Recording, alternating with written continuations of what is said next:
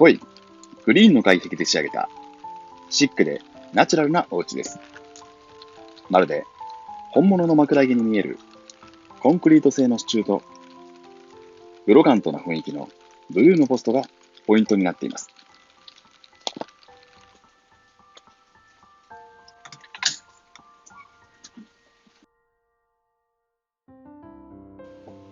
玄関に入るとすぐ目に入るニッチは、開口上部に演出効果のある照明を施しているため、温かい雰囲気でご家族やお客様を迎え入れてくれます。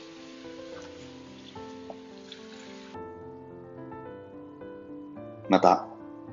玄関内をすっきりと広く見せるために、収納を壁一面にまとめて設置しました。玄関ホールから直接使える利便性と収納力を確保しながら、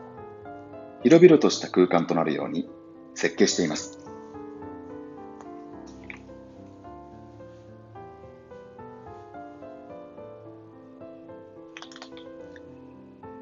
玄関ホールのアクセントとなるリビングドアは、無塗装素地のものをチョイスし、現地で直接塗装をいたしました。お施主様ご希望のブルーは何度も試作をして作り上げたものです。階段手すりは引き締まる黒の手作りアイロンを選択し、可愛さの中にピリッとした要素を出すことで甘すぎない空間を演出しています。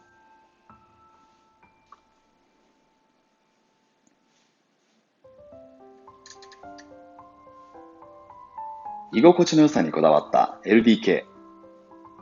直接肌に触れる床材は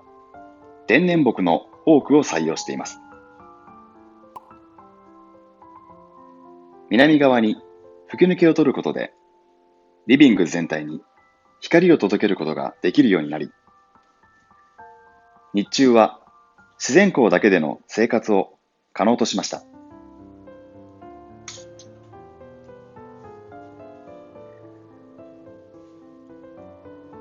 ただ光を取り入れることだけを考えるのではなく、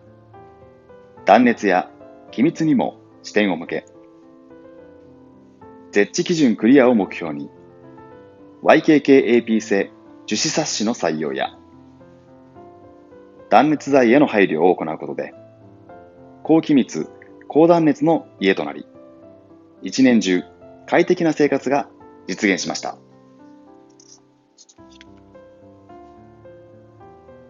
間取りを決める際、視線にも考慮し、リビング中央のソファーに座っている人と、ダイニングやキッチンにいる人との目線がつながるように工夫しました。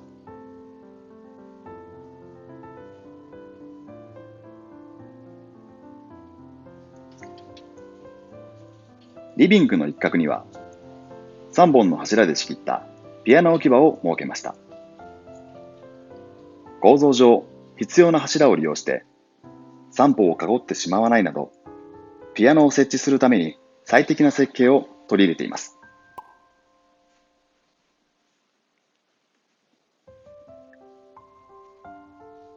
ダイニングとリビングの間には、4.5 畳分の正方形のウッドデッキを配置しました。リビングとダイニングの両方からの出入りが可能で、デッキで遊ぶ子供の様子を2方向から見ることができます。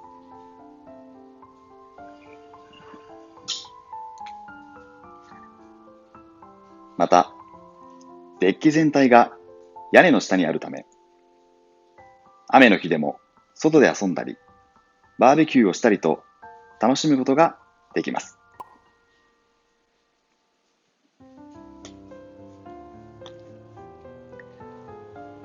ダイニングはダイニングテーブルの他に、お子様の勉強机や学校で必要なものなどを置くスペースを確保し、設計の段階で家具の配置までシミュレーションしました。家のどこかにタイルを使いたいという要望を叶える提案として、よく目立つキッチン腰壁に爽やかな白いタイルを貼りました。照明器具の雰囲気に合わせて、タイルとタイルを埋める目地材は通常より太めにして、どこか懐かしいレトロな雰囲気に仕上げました。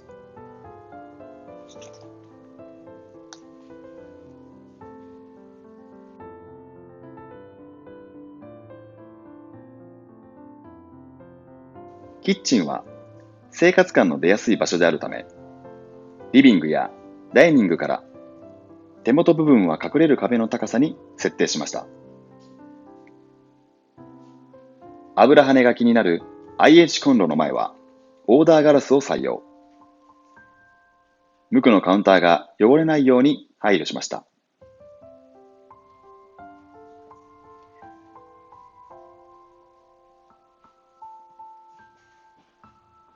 キッチンの床は耐水性を備えたクッションフロアを採用。水回りの汚れやすい場所にはおすすめの浴剤の一つとなっております。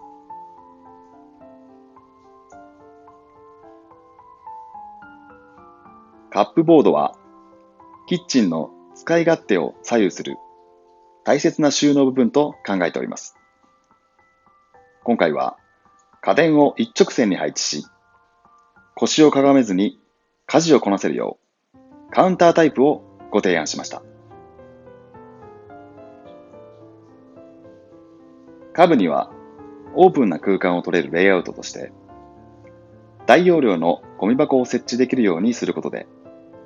ゴミの分別が多いという徳島県の問題を解決いたします。カウンタータイプのカップボードでは、食器は引き出し収納がおすすめです。理由としては、収納力を少しでも上げたいということと、全体を一目で確認できるので、少しでも家事時短になるというところです。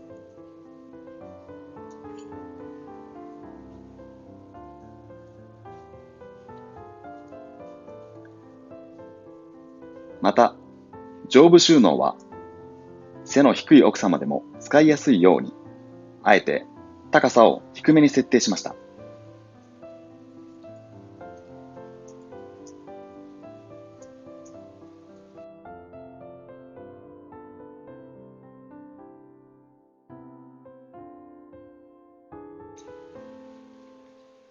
キッチンの裏にはランドリールームを作りました。共働き夫婦にとって天候を気にせず洗濯物が干せるというのは大きなメリットです。花粉症などのアレルギーのあるご家族にとっても安心していただけると好評です。部屋干しのデメリットである洗濯物の乾きにくさや部屋干しの匂いは除湿機や乾燥機などの設備のご提案で解決いたします。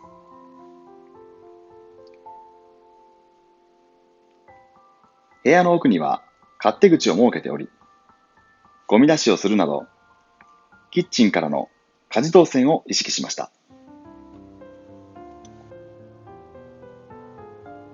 キッチンから廊下に出ると、すぐに洗面室とお風呂に行くことができます。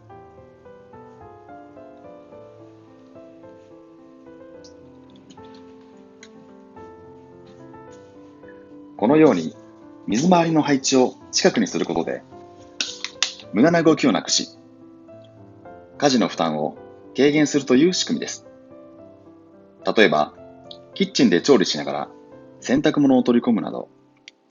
少しの空き時間でも有効に使うことができるため、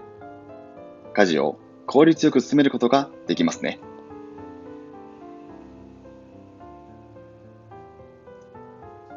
洗面室には家族ごとに衣類を片付けられる大容量の収納を設けているので、ランドリールームから取り込んだ洗濯物をそのまま収納することで、お風呂から出た時もスムーズです。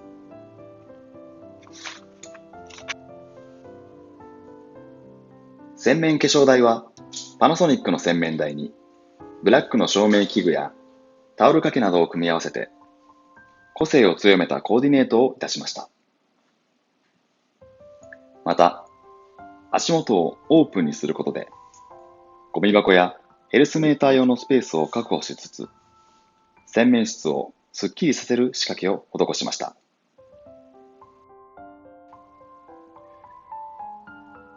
お風呂は TOTO で標準的な広さの一坪タイプです。柔らかく、まるで畳のような足触りの床と、ほっとするような木目調の壁に囲まれて入浴することで、一日の疲れを癒されることが想像されます。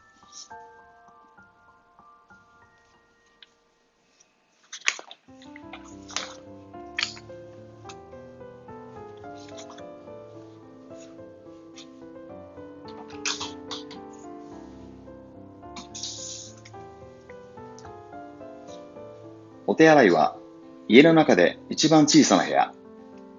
そのため、思い切った壁紙を採用しました。壁圧を利用した収納を設けて、トイレットペーパーなどをストックすることもできるようにしています。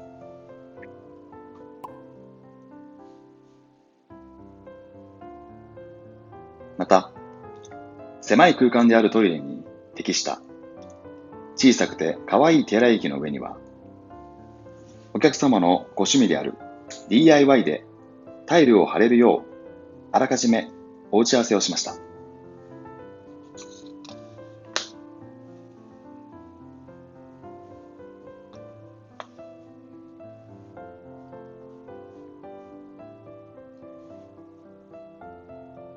この家の特徴の一つに、回遊型の間取りという点を挙げることができます。リビング、キッチン、洗面所は廊下でつながっているので、ぐるぐると回ることができます。洗面室などの水回りへのアクセスも2方向から可能になり、動線時短を実現しました。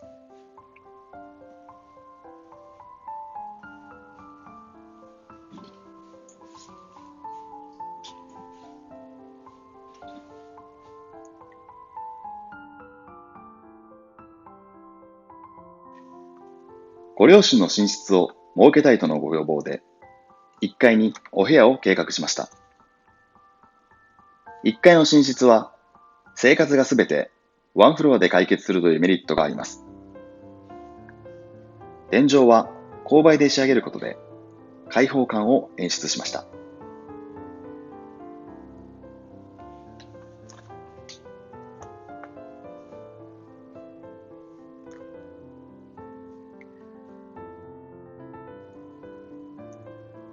まっすぐに伸びる階段は、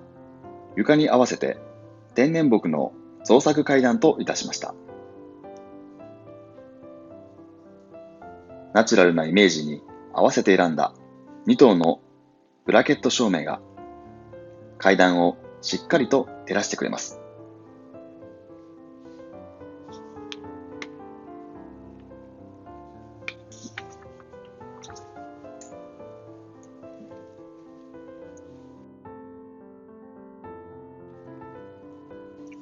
造作洗面台は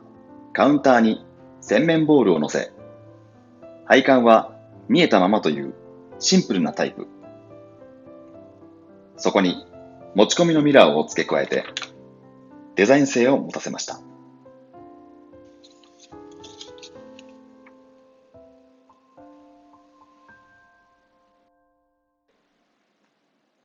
2階のトイレは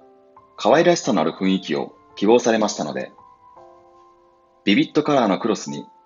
腰から下は木目調のクロスを貼り分けて、おせっさま持ち込みの可愛い照明器具でコーディネートしました。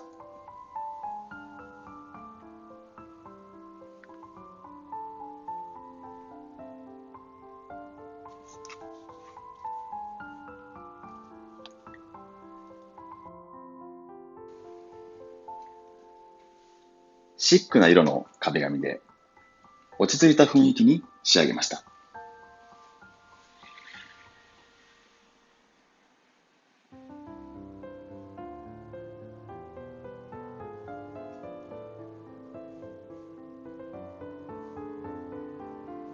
広めに設置したバルコニーは、廊下からもアクセス可能なため、どの部屋からも楽に布団を干すことができます。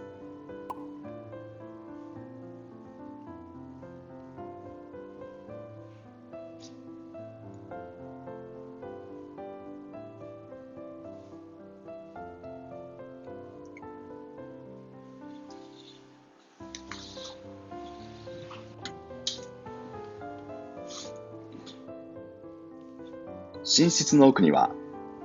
ご主人のプライベートルームがあり、小さな空間ではありますが、ゲームをしたり、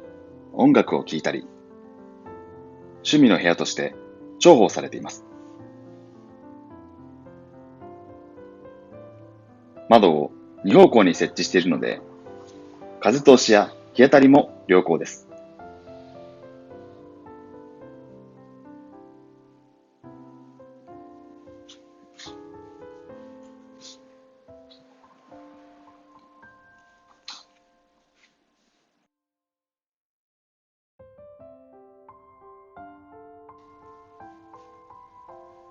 室内窓がさりげなく1階のリビングの吹き抜けとつながっています。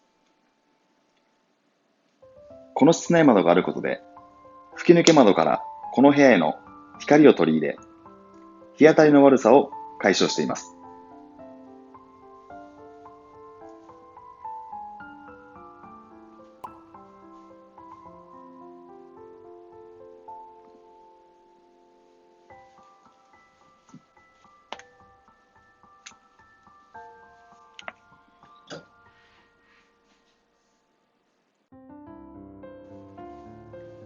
一般的な子供部屋の広さは6畳ぐらいが多いのですが、4.5 畳でもベッド、机、本棚をうまくレイアウトすれば、十分にご使用いただくことが可能です。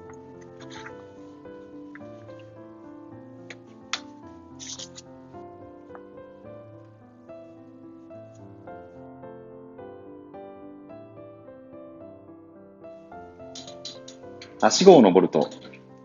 屋根裏を利用した収納スペースがあります。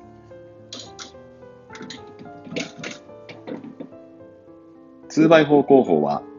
屋根裏をオープンな設計としやすいので、小屋裏収納を取りやすく、